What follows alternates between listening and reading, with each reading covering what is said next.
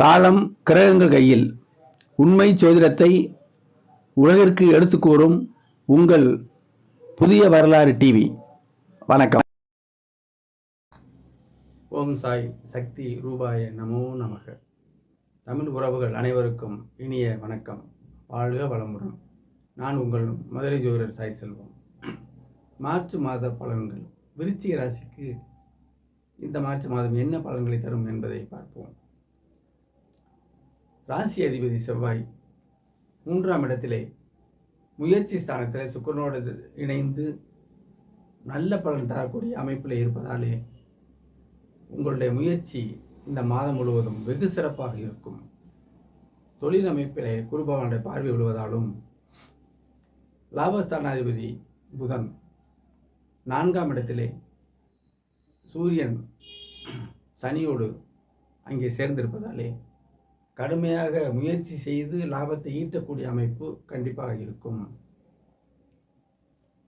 குடும்ப அமைப்பு குரு பகவான் 5ஆம் இடத்தில் இருப்பதால் குடும்பத்தில் மகிழ்ச்சியாக இருக்கக்கூடிய அமைப்புகள். புத்திர பாக்கியம் இல்லாதவர்களுக்கு இந்த மாதம் அதற்கான ஏற்பாடுகள். புத்திரர்கள் நம்மளுடைய பேச்சை கேட்டு நடக்கக்கூடிய ஒரு நல்ல அமைப்புகள். தாய் தந்தையை புரிந்து கொள்ளக்கூடிய அமைப்பிலே புத்திரருடைய குணங்கள் எல்லாமே இந்த மாதம் தூக்கலாக கண்டிப்பாக இருக்கும். வேலை அமைப்பு வீட்டிலே 6ஆம் வீட்டிலே குரு பகவான் இங்கே சஞ்சரிப்பதாலே வேலை அமைப்புக்கும் ஒன்றும் குறையில்லை. மொத்தத்தில் ராசி அதிபதி உச்சம் என்றாலே ஹைப்பவர் உச்சமாக இருப்பதாலே சிறப்பான அமைப்பாக இது கண்டிப்பாக இருக்கும்.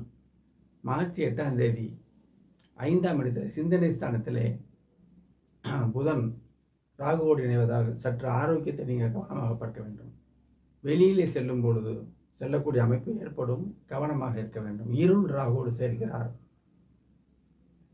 குழந்தைகளுடைய நலனில் அக்கறை காட்டணும். 5ஆம் இடம் 5 கூடிய குரு 6ல் இருக்கார். கண்டிப்பான முறையில் குழந்தைகளுக்கு அவர்கள் சார்ந்த ஆரோக்கிய விஷயங்கள், அவருடைய சார்ந்த ஒழுக்கங்கள், அவருடைய படிப்பு இதில் கவனம் செலுத்த வேண்டும்.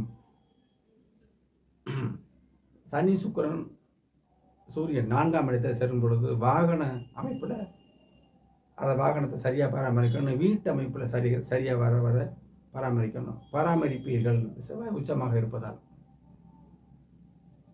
அடுத்து 15ஆம் தேதி தொழில் அதிபதியும் சேர்ந்து அந்த புதன் ராகுவோட இருக்கிறதுனால தொழிலில் கடுமையாக பிரயாசப்பட வேணும்.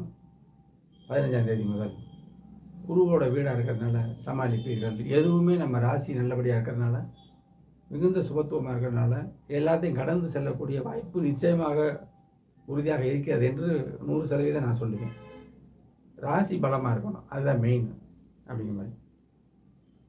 மார்ச் 26ஆம் தேதி இறுதியான அமைப்பில் அந்த புதன் குருவோடு சேர்றார். அப்போ ஆரோக்கியம் சீர்படும்.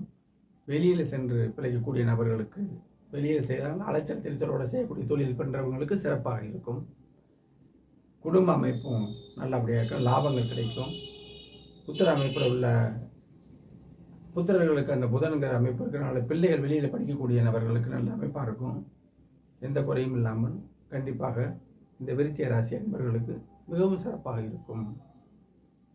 அப்போ சுக்கிரன்கிற கிரகம் அந்த செவ்வாயோடு சேரும் பொழுது சுக்கிரன் சேரும் பொழுது ராசி பலப்படுது. சுக்கிரனோட செவ்வாய் சேரும் பொழுது சுக்கிரன் பழுதடைவார். அப்படிங்கும்போது மகாலட்சுமிக்கு நீங்கள் தீபம் ஏற்றணும். கன்னி பெண்களுக்கு உதவணும். கோவில்களில் பிரசாதங்கள் கொடுக்கணும். ஏழை எளிய பெண்களுக்கு கன்னி பெண்களுக்கு நம்மளால் சென்ற உதவிகளை செய்யணும். வசதி உள்ளவர்கள் செய்வது பரிகாரமாகாது. இல்லாதவர்களுக்கு இயன்றதை செய்வோம், இல்லாதவர்களுக்கு என்ற அமைப்பில் அவங்களுக்கு சில உதவிகளை நீங்கள் செய்யும் பொழுது கண்டிப்பாக அது சுக்கிர பிரீதியாகும். உங்களுடைய தொழில், வீட்டில் உள்ள சந்தோஷங்கள், வாகன அமைப்புகள், பிள்ளைகளுடைய திறன், வேலை செய்யக்கூடிய அமைப்பு அனைத்துமே சீர்படும் இந்த மார்ச் மாதம் அப்படிங்கிறத உறுதியோடு தெரிவிச்சுக்கிறேன். மகாலட்சுமி ஸ்தோத்திரங்கள் எல்லாமே நீங்கள் படித்து மந்திரங்கள் நம்மளை வழிநடத்தக்கூடியவை. திரும்ப திரும்ப சொல்லுவதால் நமக்கு நல்ல பலப்படும். சகோதர அமைப்பில் ஒரு நல்ல அமைப்புகள் இருக்குது. சகோதரரை வைத்து தொழில் செய்யக்கூடிய, இணைத்து கூட்டு தொழிலாக செய்யக்கூடியவர்களுக்கும் இந்த 26 முதல் ஒரு நல்ல அமைப்பு இருக்குது. அதனால் இந்த மார்ச் மாதத்தில் எந்த குறையும் இல்லை.